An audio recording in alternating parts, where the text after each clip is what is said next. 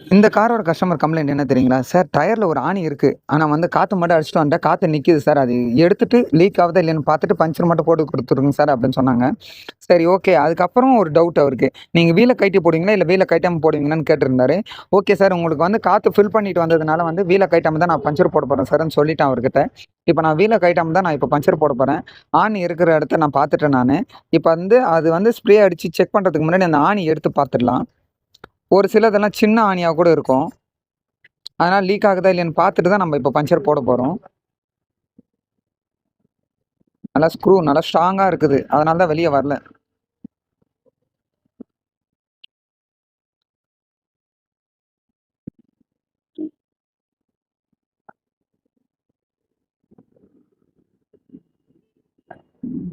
செம்ம ஹெவியா இருக்குதுங்க அந்த ஸ்க்ரூ. வெளியவே வரமாட்டேங்குது பாருங்க. அப்பா! பிச்சுக்கிட்டு வந்துடுச்சு. இப்ப பாருங்க இப்ப ஸ்ப்ரே அடிச்சு காமிக்கிறேன்.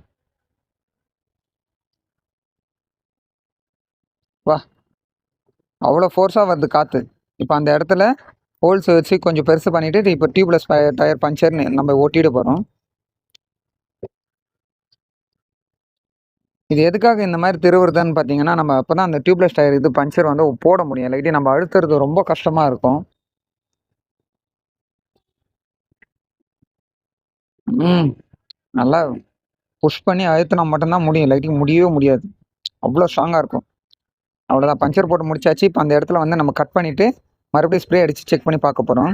இந்த வீடியோ உங்களுக்கு புடிச்சிருந்தா லைக் பண்ணுங்க, ஷேர் பண்ணுங்க, கமெண்ட் பண்ணுங்க. என்னோட சேனலுக்கு நீங்க புதுசா இருந்தீங்கன்னா சப்ஸ்கிரைப் பண்ணுங்க. Thank you so much.